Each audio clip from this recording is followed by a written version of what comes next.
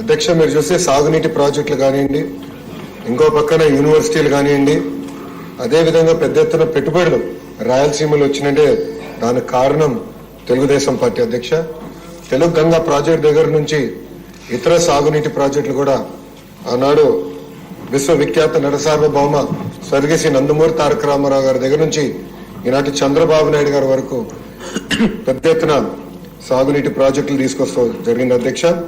అధ్యక్ష అంతేకాకుండా మీరు చూస్తే 2014 నుంచి 19 వరకు ప్రత్యేకంగా చంద్రబాబు నాయుడు గారి నాయకత్వంలో పెద్ద ఎత్తున రాయలసీమకు పెట్టుబడులు కూడా తీసుకొచ్చారు. అధ్యక్ష మీరు ఒక్కసారిగా చూస్తే అనంతపూర్ లాంటి జిల్లాకి ఆనాడు కియా మోటార్స్, కియా అనుబంధ సంస్థలు తీసుకొచ్చి పెద్ద ఎత్తున అక్కడున్న నిరుద్యోగ యువకులకి ఉపాధి కల్పించింది ఎన్డీఏ ప్రభుత్వం. అధ్యక్ష అంతేకాదు అధ్యక్ష ఎలక్ట్రానిక్స్ మ్యానుఫ్యాక్చరింగ్ చూస్తే చిత్తూరు, కడప కేంద్రంగా పెద్ద ఎత్తున ఆనాడు పెట్టుబడులు తీసుకొచ్చాం. అధ్యక్ష ఒక టీసీఎల్ కానీ, ఫాక్స్కాన్ కానివ్వండి, అదేవిధంగా సెల్కాన్ కానివ్వండి, ఇట్లా అనేక ఎలక్ట్రానిక్స్ మ్యానుఫ్యాక్చరింగ్ పరిశ్రమలు కూడా ఆనాడు తీసుకొచ్చాం. అధ్యక్ష చంద్రబాబు నాయుడు గారి నాయకత్వంలో మీరు చూస్తే అధ్యక్ష కేంద్ర ప్రభుత్వ సహకారంతో ఐఐటి తీసుకొచ్చాం, ఐఐటి డిఎం తీసుకొచ్చాం, ఇతర యూనివర్సిటీలు కూడా కర్నూలు కానివ్వండి, అటు కడప కానివ్వండి, ఇట్లా అనేక యూనివర్సిటీలు కూడా తీసుకొచ్చా.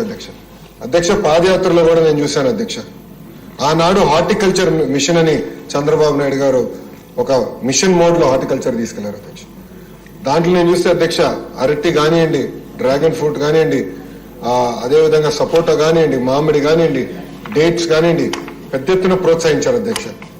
అధ్యక్ష సాగునీరు హార్టికల్చర్ జోడిస్తే ఇంకా రాయలసీమ జోలికి ఎవరు వెళ్ళారు. అధ్యక్ష తలసరి ఆదాయం అనేది విపరీతం పెరుగుతుంది.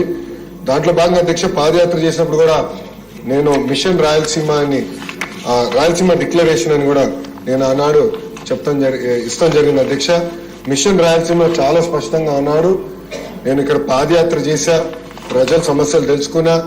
కర్నూలులో హైకోర్టు రావాలని కోరినప్పుడు వాళ్ళు ఒకటే చెప్పాను, పరిపాలన సౌలభ్యం కోసం అన్ని ఒకే దగ్గర ఉండాలి, తప్పనిసరిగా బెంచ్ అనేది మన ప్రభుత్వం వస్తుంది, ఏర్పాటు చేస్తాను అన్నాడు, హామీ ఇస్తాం జరిగింది. అధ్యక్ష నిజంగానే ఈ సభాముఖంగా